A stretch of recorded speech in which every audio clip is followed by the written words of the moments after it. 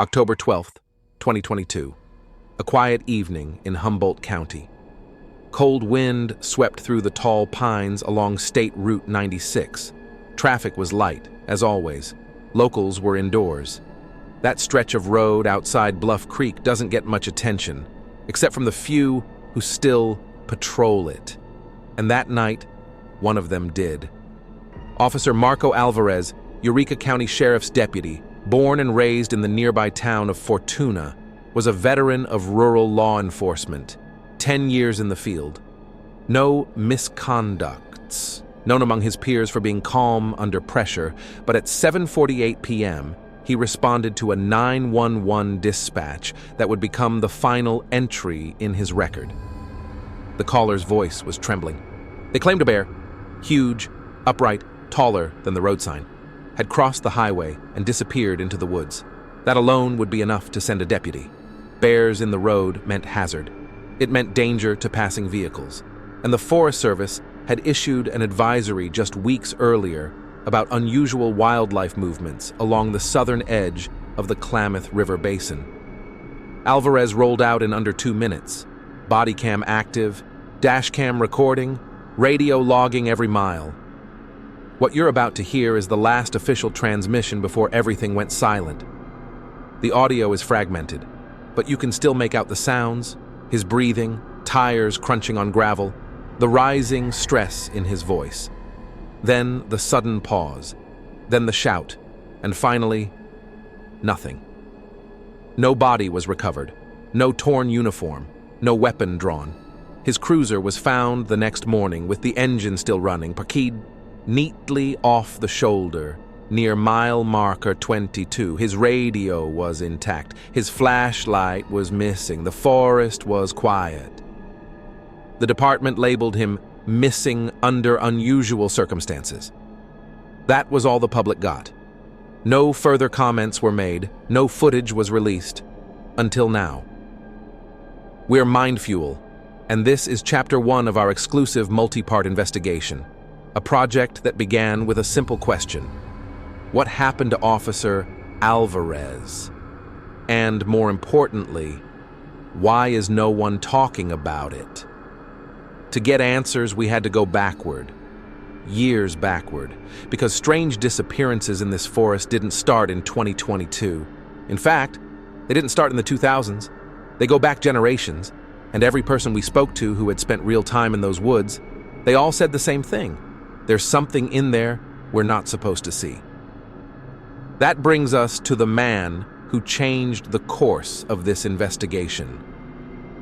His name is Elliot Granger, retired Forest Service Ranger, 41 years in the federal system. He began speaking to us in April of this year, and what he revealed didn't just connect the dots, it exposed a pattern, one that's been buried under layers of bureaucracy, redacted documents, and a quiet culture of silence maintained for decades by federal and local officials alike. Granger didn't come to us looking for money. He didn't want fame. He asked to remain partially anonymous, not to protect himself, he said, but to avoid bringing trouble to the families who had been forced to live with unanswered questions. He was there the night something attacked a wildlife biologist near Bluff Creek in 1997. He was part of the team sent to retrieve the victim, or what was left of him. The official report? Weather exposure, unfamiliar terrain, classic hypothermia case, but Granger says the man's gear was scattered in a 30-foot radius and one of the canvas bags looked like it had been ripped in half, cleanly. No fraying, no claw marks consistent with bear or cougar. It looked like a knife went through it, but there was no knife. And no blood, only drag marks, and a trail that ended at the base of a Douglas fir nearly 12 feet tall. Above the trail, fresh scratches, high, too high. According to Granger, the man's boots were still laced, socks dry, but his GPS watch was shattered, and the time it stopped matched the time dispatch logged his last satellite ping. They were only 20 minutes behind him. That case, like dozens before and after it, was quietly filed away. But Granger didn't forget it.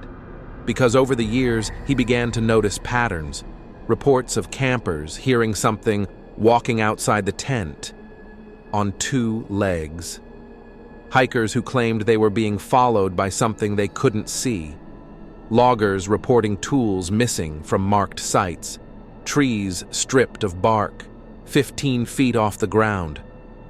Then the files started disappearing, internal memos flagged for deletion, complaints redirected to out-of-state offices, rangers told not to poke the bear, as one supervisor put it. But the truth has a way of slipping through.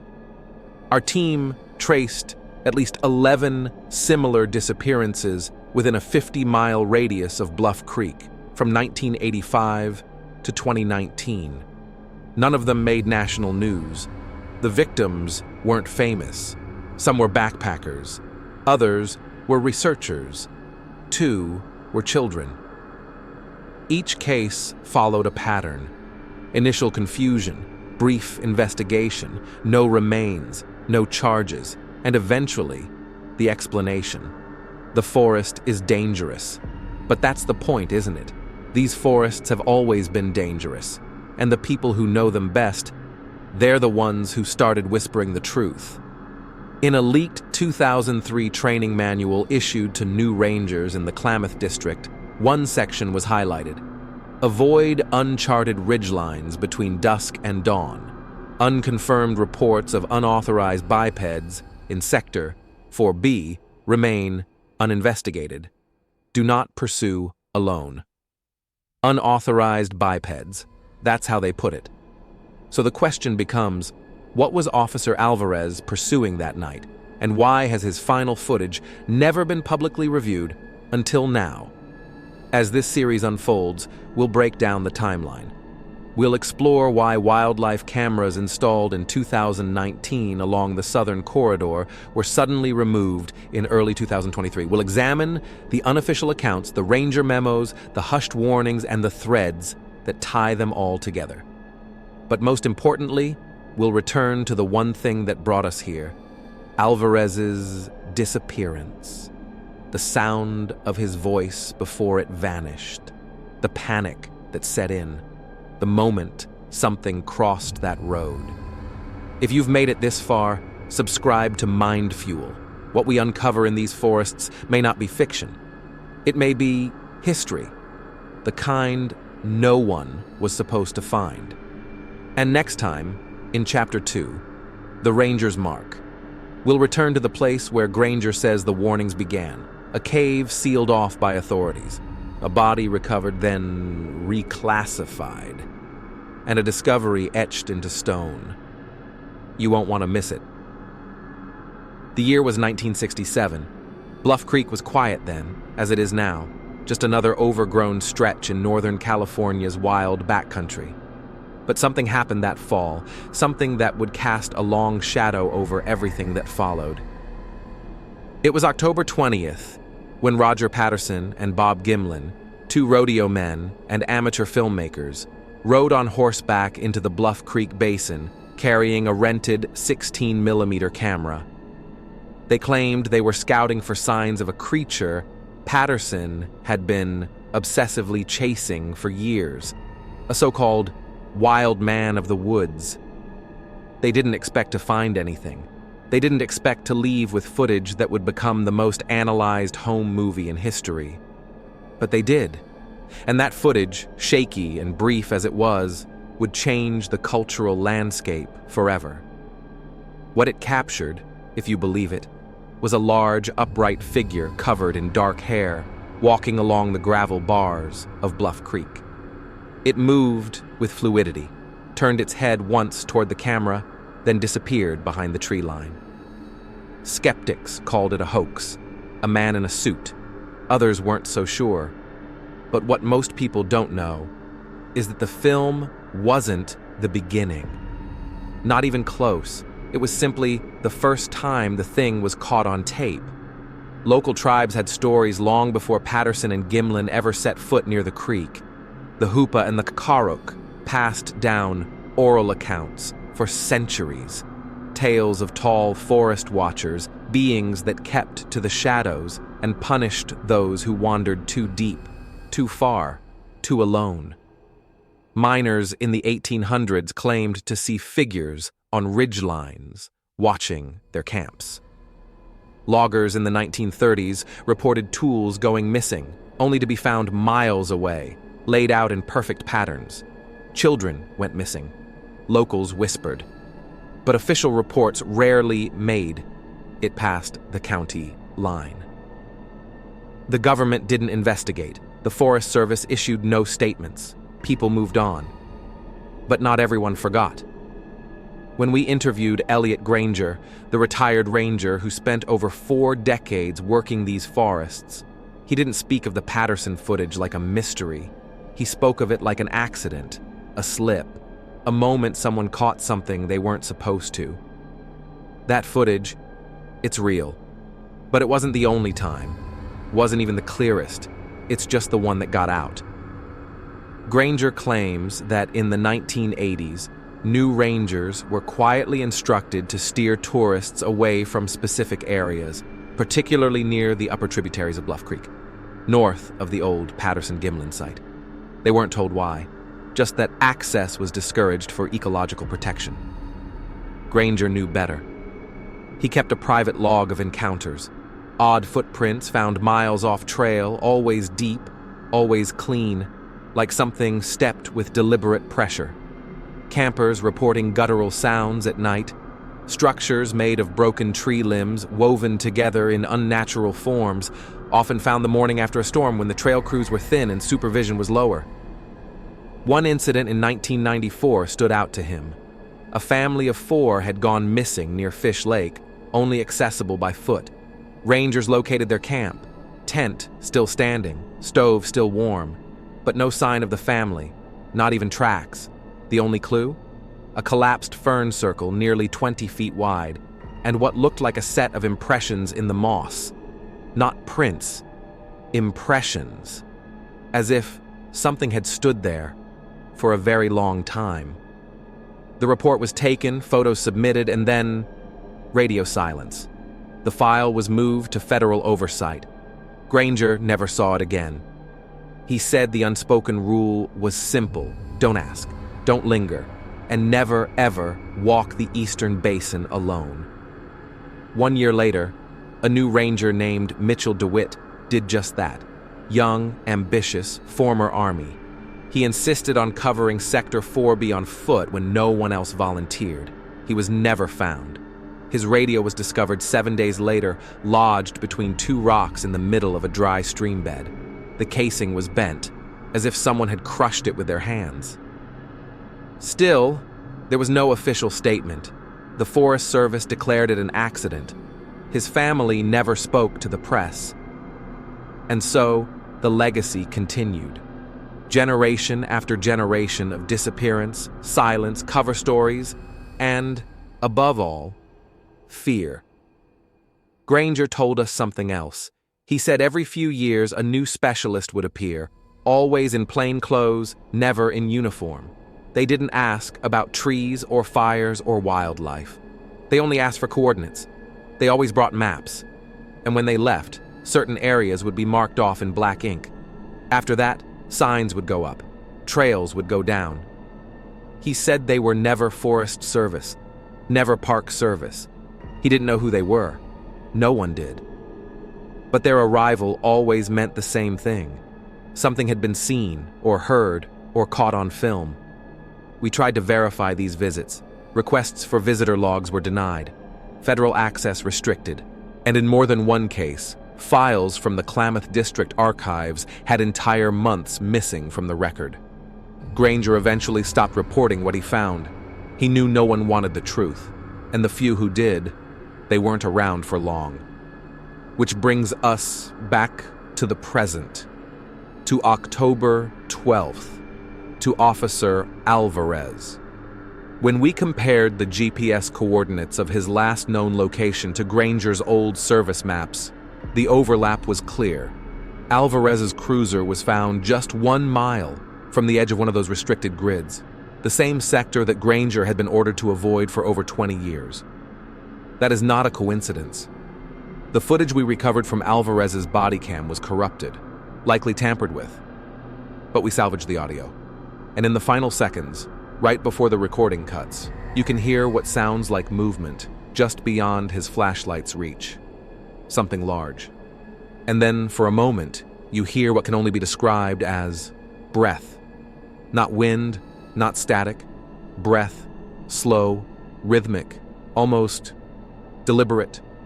And then it stops. We believe Alvarez saw something he wasn't supposed to, something others had seen before and never lived to tell about. In the next chapter, we follow the paper trail, what the logs say, what they don't, and what's been erased. This is only the beginning. You're watching MindFuel. Subscribe now. Share this series. Because someone needs to keep asking the questions no one else will. October 12th, 2022, 7:48 p.m. Officer Marco Alvarez received a dispatch about a missing hiker. Standard call. Middle-aged male, last seen near an old trailhead off Bluff Creek Road, about 5 miles past the Patterson-Gimlin site. Weather was clear, visibility good, nothing unusual, at first. Alvarez was alone, as was protocol for rural night patrols in low-threat zones. His body cam was recording. His cruiser, a standard-issue Ford Interceptor, was fitted with dash and rear cameras, all of which began transmitting without issue the moment he pulled off the main road and onto the fire access route. At 8:03 p.m., Alvarez confirmed his position via radio. 1 minute later, his signal degraded. That in itself isn't strange. Terrain like this often scrambles comms. But what followed wasn't a blackout. It was something else. The footage, restored frame by frame, shows him stepping out of the vehicle, flashlight drawn, scanning the dense undergrowth beyond the tree line. The missing hiker's vehicle had been found nearby, abandoned but locked, with an emergency whistle still dangling from the driver's side door. Alvarez doesn't sound alarmed. He's calm, professional. You hear him reading off markers, fallen logs, trail blazes, everything an experienced officer would note while searching alone in the dark. Then, at 8:16 p.m., he freezes. The beam of his flashlight catches something, movement in the brush. He lowers his voice and radios it in. Static replies. The connection is gone. What happens next has no explanation rooted in training or wildlife behavior. The audio picks up a series of sharp calls, animalistic, echoing, but they don't match anything native to this region. We ran the frequencies through software, no known pattern, no match with bear, elk, cougar, or owl.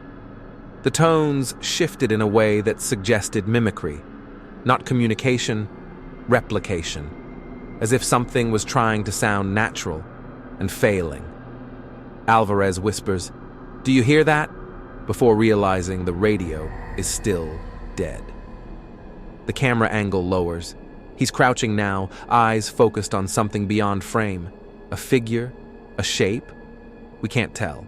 What we can hear is his breathing change. Tight, panicked, then forced calm. He's trained for this, but something is testing him. Then the sound returns.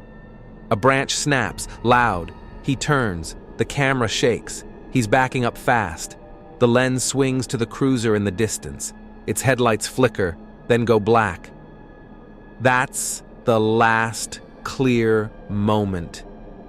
There's a hiss. Not electronic, not environmental, something like air being pulled through teeth. And then the footage cuts. At 6:41 a.m. the next morning, a search party located Officer Alvarez's cruiser, still idling.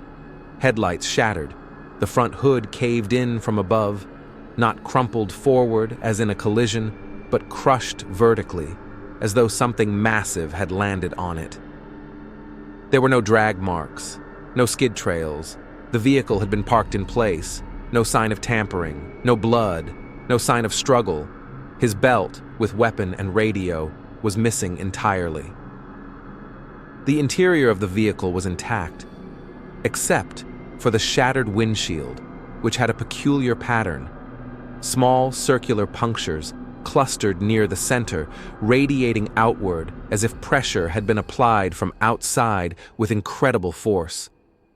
The official report from the Humboldt County Sheriff's Department classified the incident as misadventure, a term used when an officer encounters an unexpected hazard, but no mention of the patrol vehicle's condition was made public. No images, no autopsy, no further statement. According to a deputy who requested anonymity, the entire department was instructed by higher-ups to treat the case as a standard wilderness loss. Alvarez's file was sealed within the month. Federal agencies were quietly consulted. And then, nothing. But inside the station, some officers started talking. One of them, a deputy named Harrington, said that on the night Alvarez disappeared, multiple units reported hearing noises they couldn't identify. Strange bird-like warbles that shifted pitch mid-call. Not once, repeatedly, in a pattern. Harrington said it sounded like someone was playing recordings of animals backwards. Others described it as mechanical howling. None of these details made the report. Another officer, beat partner Ana Rios, told our team she saw Alvarez just hours before the call. He was joking about tourists, eating vending machine beef jerky, scrolling through his phone, completely at ease. Rios said Alvarez wasn't the type to wander. He was measured, cautious. He followed protocol to the letter. She didn't believe for a second that he just got lost. And then there's the matter of the backup footage. All cruiser cams and body cams auto-sync to the department's internal server. They log each stream in a secure database. But when we filed a Freedom of Information request for the Alvarez tapes, we were told the data was unavailable due to system error. That same error has only occurred one other time, July 14th, 2019, when a biologist working with the state's wildlife monitoring program went missing near the same location.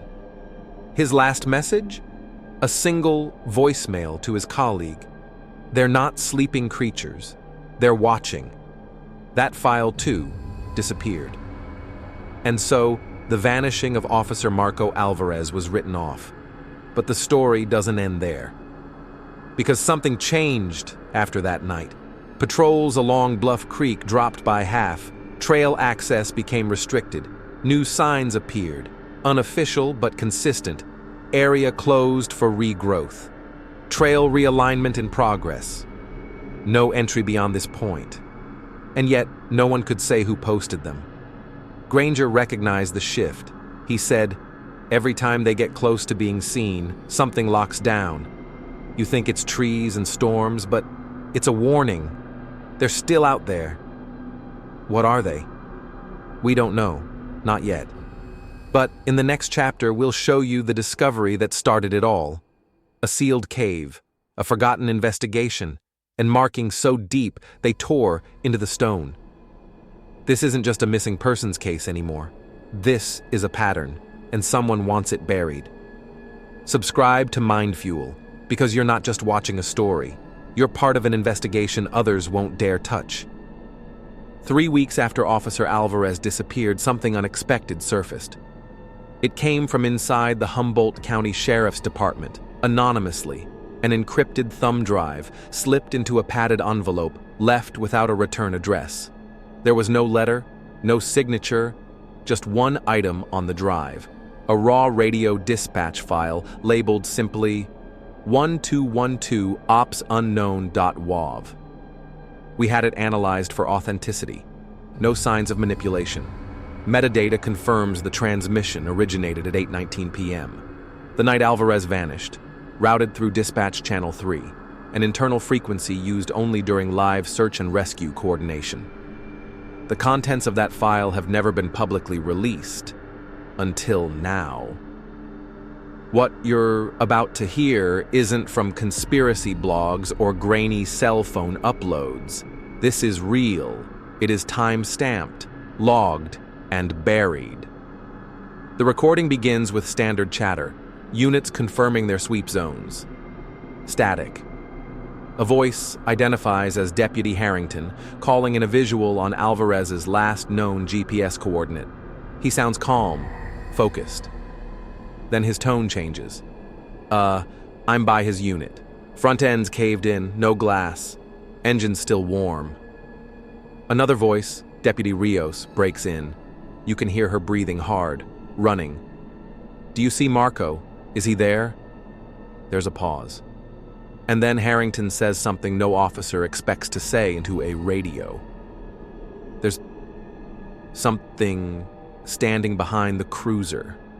It's not moving. Static. When the feed comes back, both voices are raised now. Harrington again. It's standing there like it knew what it was. Like it was inspecting it. Rios begins yelling for Harrington to get back. Get out of there now, she shouts. Then comes the sound.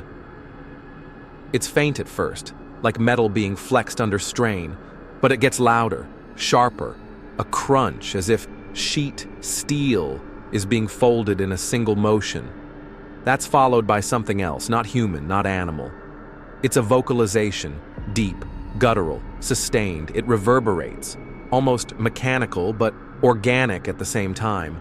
A roar, but shaped as if it had purpose. Then silence. The next minute of the recording is blank. No voice, no static, just dead air. When audio resumes, the channel is flooded with overlapping calls. You hear multiple officers screaming into their radios at once, trying to locate Harrington, trying to warn others away from the area. One voice breaks through the chaos. It's someone we couldn't identify. Male, calm, detached. He says, "Cut all active units from Zone 4. This is a containment priority now. Do not engage. Repeat, do not engage." That voice does not match anyone assigned to the case. No ranger, no sheriff's deputy. It's a tone of command. And the way he says, containment priority, it's not procedural. It's prepared. We submitted this audio to state officials. There was no comment. We filed 3 formal requests to verify the presence of a federal entity in the area that night. Each request was denied under grounds of national security protocol. Let that sink in. A patrol cruiser found crushed, an officer vanishing mid-call, unknown figures issuing orders on emergency bans. And the only people willing to speak about it are now anonymous. After the leak, we went back to Granger, the retired ranger who'd warned us about Zone 4. We played him the audio. He didn't flinch. He listened in silence. When the roar came through the speaker, he closed his eyes and said, "That's what we heard in '92, 2 days before the fire." We didn't know what fire he meant. Nothing in public record. So we searched federal incident logs, and we found it. Barely. A brief mention in a 1992 Internal Forest Service memo. Uncontained flare-up in Klamath Sector. Remote ignition protocol enacted. Site inaccessible. Presume environmental hazard. No official wildfire listed. No names. But the GPS coordinates match Zone 4. According to Granger, they set the woods on fire to push something back into the caves, and then they sealed the entrances with controlled rockfall. No team was sent in to confirm results. No biological samples recovered. They didn't want proof. They wanted the problem buried. So when Alvarez went missing near that same site, the reaction wasn't confusion. It was control. The signs, the trail closures, the sudden silences, they're not for hikers. They're for something else. For something that walks upright, remains unseen, and knows exactly how close to get before we notice it. And that's what haunts this story. Not just what happened to Alvarez, but the growing list of people who saw something they weren't supposed to, and then vanished. The roar on the tape was not the first. It won't be the last. But we've found something even more damning. Next time, Chapter 4, The Cave of Codes. Deep inside the sealed basin, a drone discovers symbols cut into volcanic rock, older than the trail system. August 17th, 2023. A couple from Arizona, Michelle and Daniel Reed, were vacationing near Bluff Creek. They weren't searching for myths. They weren't hunters, survivalists, or amateur investigators. They were tourists, sightseers. Michelle, a high school art teacher. Daniel, a retired mechanic. Their plan was simple: rent a cabin, hike the famous trail, snap some photos, and maybe get a look at the site where the Patterson-Gimlin footage was filmed over half a century ago. What they captured instead was something no one was prepared for. That afternoon, they were hiking near the mouth of a lesser-known offshoot, unmarked on tourist maps, but still accessible by foot. Michelle was filming the treetops, panning slowly with her phone, documenting the golden light filtering through the late summer canopy. Daniel had moved ahead, no more than 50 yards, when Michelle's camera jolts. She stopped walking. You can hear her whisper, "What is that?" Her phone zooms. The footage stabilizes slightly. Then she adjusts the frame to focus on the left edge of the tree line. At first, you can't see anything. Then, it moves. Half shielded by bark and shadow is a figure, massive. Still, upright, not crouched, not hunched, standing, its head angled slightly as if aware of her, watching her. One shoulder is wider than a grown man's chest. The texture of its skin is difficult to describe, matte, dark, almost like aged leather pulled taut over muscle. There is no obvious fur, no clear face. But the eyes, those do appear. A pair of deep-set orbs catch the light just once, and they reflect it back in red. Not glowing, not like a trick of lens flare, reflected, like an animal's eyes at night, except this was daylight, full sun, and whatever it wasn't blinking. Michelle panics. The footage shakes. She calls out to Daniel, who returns, sees the direction of her camera, and stops, cold. He doesn't speak, just looks, then grabs her by the arm and pulls her back the way they came. The video cuts off. What happened next is where this story twists. Michelle and Daniel, shaken but safe, drove straight to Willow Creek the next morning. They approached the local news affiliate, KAEH Channel 4, and submitted the footage. Their intent was simple: to warn others, to tell someone. The station thanked them, promised to review, took copies. But a week later, when Michelle called back to ask when the segment would air, she was told there was no record of the submission. Emails to the newsroom bounced, phone calls redirected to voicemail. Finally, they drove back to the station in person, only to be met by a junior producer who told them, "We didn't air it. Legal reasons. Footage was lost during a system migration." Lost. A file submitted in person, backed up, logged, vanished. Daniel didn't accept that. And here's where things get stranger. Later that month, Daniel posted a single still frame from the video to an online forum devoted to unexplained phenomena. The image drew attention immediately, not for what it showed, but what it resembled. Users began comparing it to known primates, silverback gorillas, orangutans, even Neanderthal reconstructions. But nothing matched the proportions. The shoulder-to-head ratio was off, the limb thickness wrong, and the angle of the spine, subtle but clear, suggested a creature built for upright motion, not occasional bipedalism like bears or apes. Then came the shutdown. Within 48 hours, the thread was removed, the image file wiped. Michelle's personal account was locked without warning. No reason given. Daniel's emails to the site's moderators went unanswered. But we recovered the image from a cached mirror uploaded to a German server. We had it analyzed by 3 independent forensic image experts. All three confirmed the image was not altered. No signs of manipulation. Lighting, shadow, and depth were consistent with the footage timestamp. What Michelle filmed was real. We showed the image to retired Ranger Granger. His response was immediate. He said, "That's what Alvarez was tracking. That's what the fire teams in '92 ran from. It doesn't want to be seen, and when it is, it doesn't forgive." What does that mean? We weren't sure until Michelle received the visit. 3 weeks after the footage vanished from the station archives, 2 men arrived at their cabin. Early morning, unannounced. Dressed in plain clothes, no ID, no markings on their vehicle. They said they were with the State Environmental Monitoring Office, an agency that doesn't exist.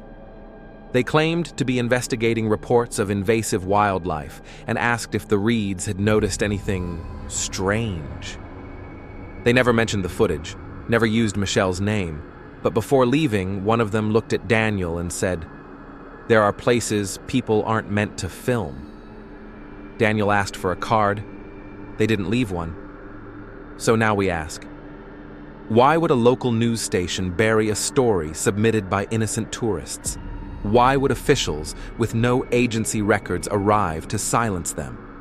And how did one still frame make its way onto an encrypted German server before disappearing again? The answer may lie underground. Coming up in Chapter 5, The Cave of Codes. A drone mission leads to an ancient structure sealed beneath the forest, walls covered in markings never documented, and a chamber where the temperature never rises above 34 degrees, even in summer. You're watching MindFuel. Subscribe now, because if this footage was never meant to air, imagine what's still hidden.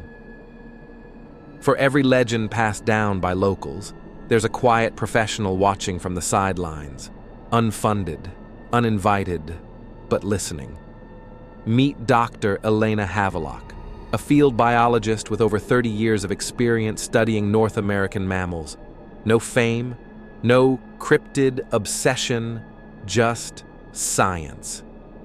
For decades, she mapped migration trails, documented scat patterns, collected fur samples, and ran DNA sequencing for research teams across Oregon, Washington, and Northern California.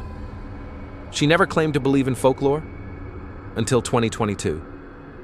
That summer, she was sent to conduct an ecological impact survey along the eastern ridge of Bluff Creek. Nothing out of the ordinary, until she stumbled on a narrow drainage line, littered with what she initially assumed was coyote scat. But something about the volume, the placement, the pungency, it didn't fit. Then she noticed the hair, roughly 6 feet off the ground, clinging to bark. Thick strands, coarse and dark, nearly black, but catching a strange reddish hue in the light. They weren't clustered like bear fur. They weren't layered like a deer's. They were long, human long. She collected both the hair and the scat samples and did what any scientist would do. She sent them to be tested. 3 labs, 3 independent facilities, one in Colorado, one in British Columbia, one in New Jersey. All 3 responded the same way. Inconclusive. But it wasn't because the results were unclear. It was because they didn't match anything. Not recognized fauna, not domestic animals, not even known contaminants. The DNA sequences were broken, fragmented, too human to be dismissed, too different to classify. One lab described the mitochondrial structure as resembling primate subspecies with extreme deviations. Another noted base pairs typically associated with high-altitude metabolic rates. But here's where the trail turned cold and dangerous. 2 weeks after the results came in, the lab in Colorado, an independent genetics center funded partially through university grants, received a cease and desist notice from a federal agency. The order was classified under wildlife research compliance, citing unauthorized possession of ecological samples from protected terrain. That's a bureaucratic sentence designed to stop questions. The British Columbia lab received a similar letter, but theirs came with an additional clause. Destruction of all materials and digital records was mandatory within 24 hours. Dr. Havelock was stunned. She wasn't operating in a restricted zone. There was no wildlife under special protection in that area, according to any public map. But the labs complied. They erased their data, shut down the sequencing protocols, shredded the physical evidence. Except one didn't. At the New Jersey facility, a junior lab technician named Cole Ramsey, fresh out of Rutgers, kept a digital copy of the sequence off-network. He told a colleague he wasn't ready to lose the one thing that might rewrite mammalian taxonomy. 3 days after that conversation, Cole disappeared. His last known location was his apartment. Door locked, car parked, laptop missing. Police classified it as a voluntary departure, no foul play. But the co-worker he confided in says Cole was scared. Says Cole mentioned late-night calls, vehicles idling outside his building, people watching from across the street. And one chilling detail. Cole claimed that 2 nights before he vanished, he heard scratching at his second-story window. He lived alone, no trees outside, no balconies, just a wall, and then open sky. When we contacted Dr. Havelock for this documentary, she was hesitant. She's still in the field, still publishing, and still under threat, but she allowed us to quote one statement, off the record. She said, "What I found at Bluff Creek does not belong in the mammal kingdom as we define it. It walks like a primate, but it's older, designed for something we haven't evolved for, something that watches us without fear of being discovered, because it's already studied us longer than we've studied the woods." That wasn't folklore. That was science, acknowledging its own blind spot. What kind of species leaves behind a genetic signature unrecognizable to modern analysis? What animal deposits heat-resistant scat and still reflects light like a nocturnal predator? What organism silences labs through federal pressure and frightens trained researchers into silence? The thing near Bluff Creek, whatever it is, does not want to be identified, and those who try to pin it down vanish. This isn't myth anymore, it's data.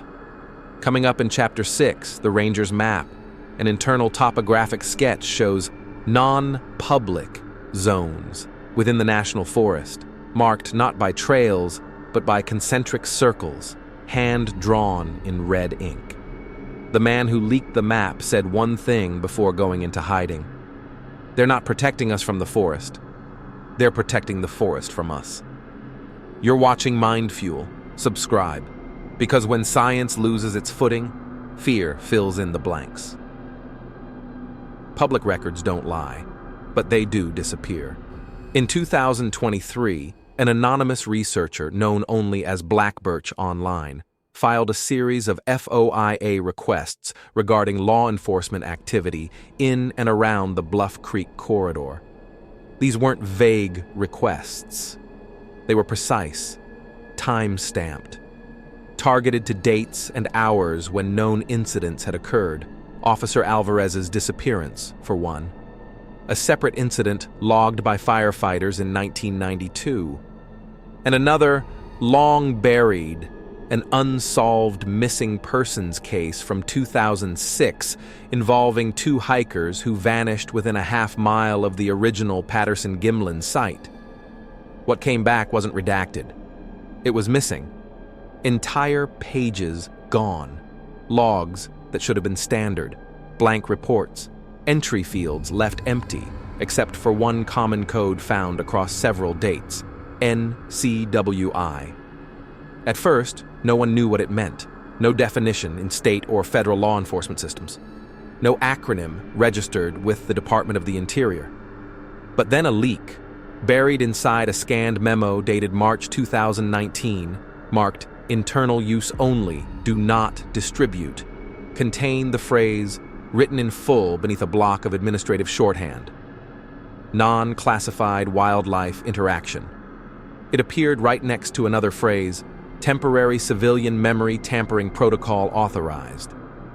We brought the memo to 2 former sheriff's deputies who served in Del Norte County during that time. Both agreed on one thing: it was authentic. But they wouldn't go on record. One said flatly, "You're asking about something we're told doesn't exist. And when you press too hard, you end up like Halston." Halston, Officer Matthew Halston, badge number 7431, served 10 years with the department. No history of disciplinary action. Commended twice for search and rescue operations in the Redwood sector. But in 2017, he abruptly stopped showing up to work. 2 weeks later, he was found dead in his home. The official ruling was suicide. But the note he left behind tells a different story. It wasn't addressed to his wife or his kids or his captain. It was addressed to anyone who listens to the trees. We obtained a scan of the note, written in a frantic, uneven hand. 17 pages, disjointed, but one message recurs again and again, almost like a mantra. It walks in our blind spot. And then this: it knows when you see it. You only get one look. Then it waits. Then it comes. Halston describes an event from October 2016. He'd responded to a distress call from a hunter in the northern basin.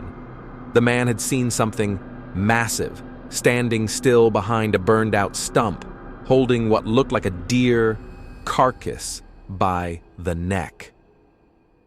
When Halston arrived, there was no hunter, just a drag trail leading off the path. He followed it until he started hearing what he called reverse mimicry. Animal calls, but wrong, reversed, like they were played backwards. He turned back. For days after, he wrote, he heard the sounds outside his window at night, saw things in the tree line behind his house, smelled something rancid in his garage, and then the dreams. I dreamed of a mouth where a face should be. It opened and didn't close, it just kept widening. My flashlight flickered even though it was new. I woke up with bark in my bed. What did Halston see? What did he remember that others didn't? Because according to multiple records, Halston never filed a report from that call. The call itself doesn't even appear in the dispatch logs. And yet we now know. Other officers in that department began suffering from anxiety, paranoia, unexplained gaps in memory. One even claimed to have woken up in full uniform outside the forest gate with no recollection of how he got there. All internal investigations were closed with the same classification: stress-induced misperception from environmental exposure. But the phrase that keeps surfacing, non-classified wildlife interaction, suggests these are more than hallucinations. They're known, acknowledged, but not disclosed. Which brings us to the most disturbing connection of all. According to GPS data pulled from patrol cruisers in the region, there were entire nights when units were tracked deep into the forest, long past the end of shift. But their logs say otherwise. Officers sworn to uphold truth recorded themselves on break or stationed at HQ, while their vehicles were still in motion deep into the no-service zone. How does that happen? Why would seasoned law enforcement falsify simple logs unless something was watching over their shoulders or wiping the memory entirely? This is no longer about sightings. This is about systems. Systems that break apart the truth and file it into oblivion. Systems designed not to inform, but to make you question your own recall. And when an officer like Halston writes in his final words, "It will erase me, but not what I wrote. Find my pages before they find you," we listen. Because if memory can be rewritten, then all we have left are the words that escape, before the silence. Coming up in Chapter 7, the Redwood Sirens. Audio anomalies recorded by campers in the deep valley, frequencies outside the human vocal range, and harmonics that match no known animal, but mirror the cadence of spoken language. You're watching MindFuel. Subscribe now, before your own memory stops matching the truth. Nolan Briggs never wanted company. That much is certain. For nearly 15 years, he lived alone in a small pine-framed cabin just east of Bluff Creek's outer perimeter, on land he claimed had once belonged to his grandfather, a logger who left the trade after seeing something in the timberline that made the chainsaws stop working. No electricity, no neighbors, just a hunting rifle, 3 trail cams, and a crank radio he kept tuned to static. Locals remember him from the hardware store in Willow Creek. Always in flannel, always with gloves on, even in the summer. Kept to himself, paid in cash, never spoke unless spoken to. But those who did speak to him remember one thing clearly. His eyes never stayed still, like he was always listening for something just behind you. They called him the hermit with the lenses. Because despite having no internet, no phone, no social connection, Nolan owned 3 handheld camcorders. Older models, all analog, and he used them every day. It wasn't for memories, it was for proof. Proof, he claimed, that something watched his cabin each night from the ridge. Proof that something followed him when he fetched water from the creek, but never left tracks. Something that only approached when his fire was out. Something that didn't care about locks. In early May 2024, Nolan came into town uncharacteristically early. He waited outside the gas station for over an hour until the clerk opened up. Then, without saying a word, he handed over a sealed envelope labeled, "If I go missing, watch this," and left. He wasn't seen again. 2 weeks later, his cabin was found reduced to ash. The fire inspector called it an electrical accident, cited aging wiring, dry timber, case closed. But there's a problem. Nolan's cabin had no wiring. No solar, no generator, no power lines for miles. The entire structure had been off-grid since the 1970s. No exposed copper, no fuses, no circuit board to short. And the fire? It didn't behave like a normal burn. Local volunteers, who arrived first on scene before fire services arrived, described the blaze as silent. No popping, no collapsing beams, just heat. So intense, it fused soil beneath the foundation into glass. The only part of the property that didn't catch fire was the metal lockbox buried behind the outhouse. Inside that box was a mini DV tape, sealed in foil, wrapped in wax paper, dated April 30th. The label read simply, Ridge, 3:12 a.m. What's on that tape has never aired on public television. But our team was granted access through a private collector who claims to have purchased it anonymously through a short-lived estate sale before the footage was pulled from auction. It begins in total darkness. Then the faint red glow of a camcorder light hits damp pine needles. The camera shakes, heavy breathing, Nolan muttering to himself, "It's back. It's closer tonight." He pans toward the ridge, half a mile out, where the tree line thickens near an outcrop. For nearly a minute, there's nothing. Just wind, insects, the distant call of an owl. Then a movement. Something massive, half-lit in the starlight, peels itself from the trunk of a redwood. It doesn't run. It doesn't crawl. It leans. Leans forward, dragging a hand across the bark. Fingers the size of antlers, nails like black bone. With one slow motion, it tears a chunk of bark clean off the tree. No tools, no leverage, just raw strength. The sound is wet, sickening. It brings the bark to its face, sniffs, then drops it. Another hand reaches out and touches the tree, this time pressing so hard that sap bursts from the grain like blood from a vein. Nolan whispers, "It's marking again." And then, there's a shift. Whatever it is, turns, looks directly at him. The camera dips. Nolan gasps. He begins to back away, but something we never see, hits the side of the camera. Hard. The screen distorts. Static floods the frame. And just before the footage cuts out completely, there's a single guttural breath, so close it rattles the mic. It's not human. It's not animal. It's somewhere in between, and it knows it's being filmed. This footage never aired. When local news stations in Humboldt County were approached with a copy, all declined. One anchor told our producer privately, "There are people who come to us with Bigfoot stories every year, but when this showed up, my boss said it wasn't for public view." The footage disappeared from the web within 48 hours.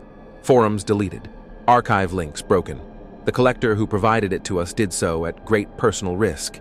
He refused to say where it's stored now, only that you don't hold something like that in your house.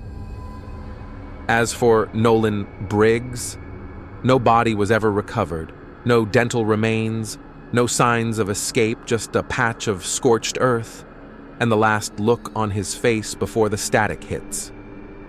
Fear, but not surprise. Because whatever he filmed, he'd seen it before.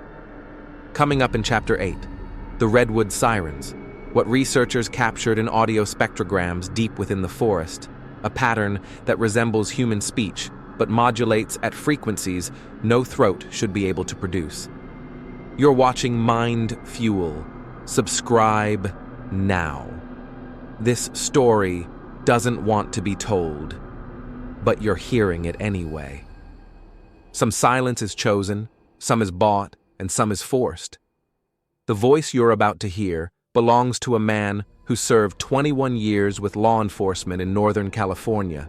We agreed not to show his face.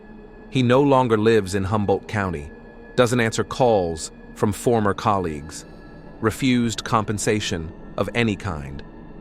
But he did agree to one thing, to finally speak. They told us it was an animal, just a bear. But when you've seen enough death, you know what a bear does, and what it doesn't. Bears don't dislocate hips with one pull.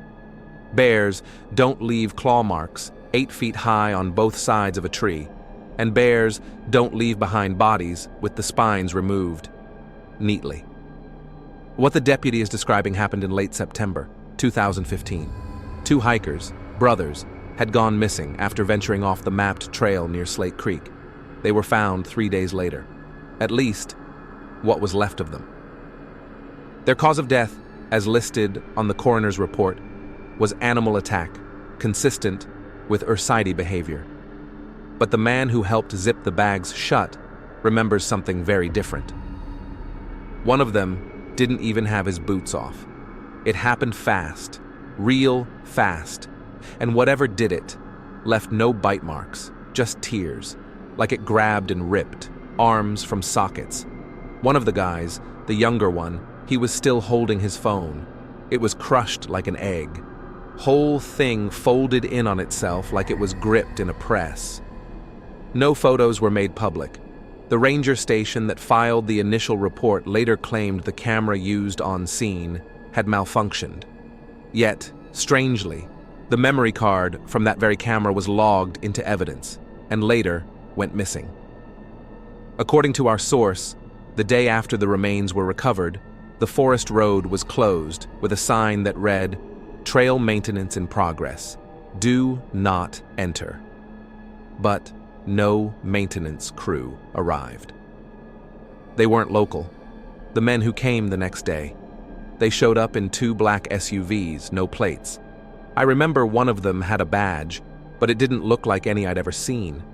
Just a symbol. Looked like a branch inside a triangle. They didn't give names, just said it was above our clearance, and if we wanted to keep our pensions, we'd drop it. He did. So did everyone else. When asked if he ever saw those men again, he hesitated, then said this, "No, But I saw what they took out. 2 days later, a flatbed with a government seal pulled out of the woods, real slow, no lights. One of those big white military-style rigs, like they use on base supply runs. It was hauling crates, 3 of them, no markings. But the smell, God, the smell, like wet copper and spoiled fat. We checked shipping logs for any authorized federal transport through the Bluff Creek region in that time frame. Nothing. No record of any cargo crossing those roads. But surveillance footage from a gas station 50 miles south, footage that was erased within a week of its capture, briefly showed that same truck refueling under cover of night. Still unmarked. Still quiet. And standing near the pump, a man in all black with a shoulder patch that matched the description exactly.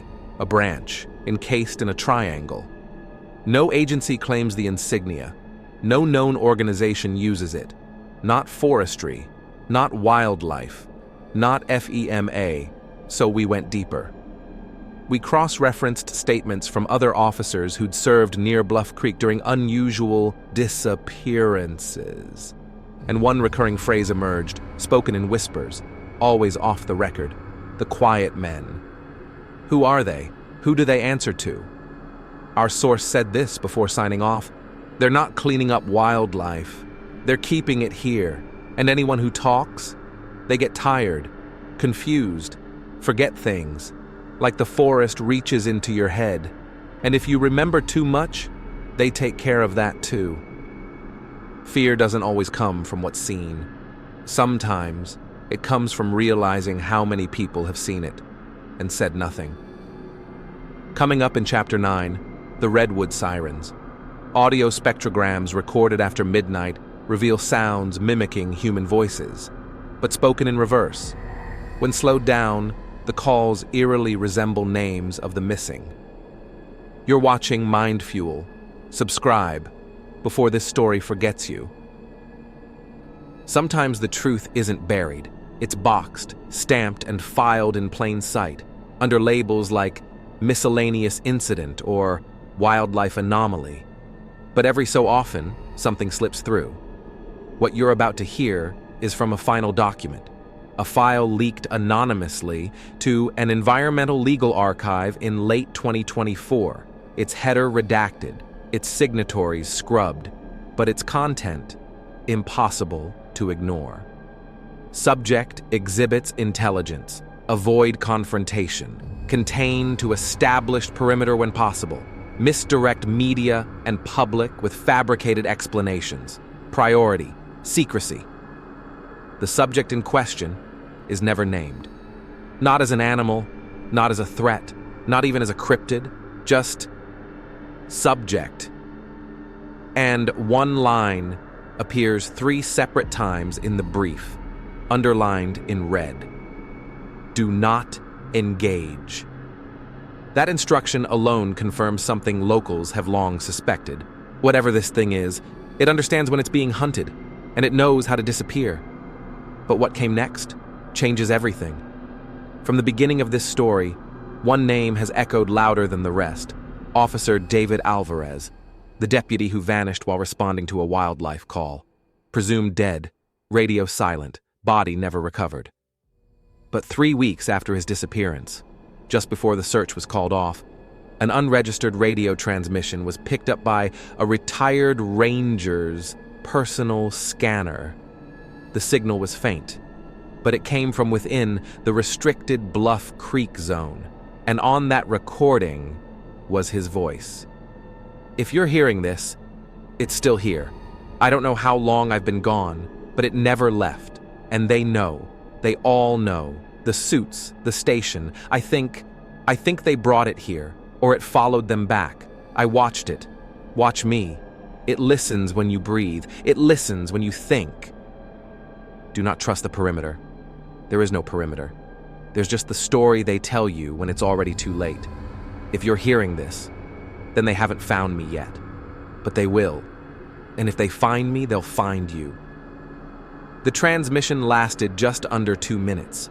It was never repeated. Attempts to triangulate its source led nowhere. But one detail stood out. His voice was thin, rasped, not panicked, but resigned. He wasn't running anymore. He was waiting. The Bluff Creek Police Department denies the tape's authenticity. The sheriff's office maintains Alvarez died in the line of duty and that no remains were ever recovered due to terrain hazards and predation.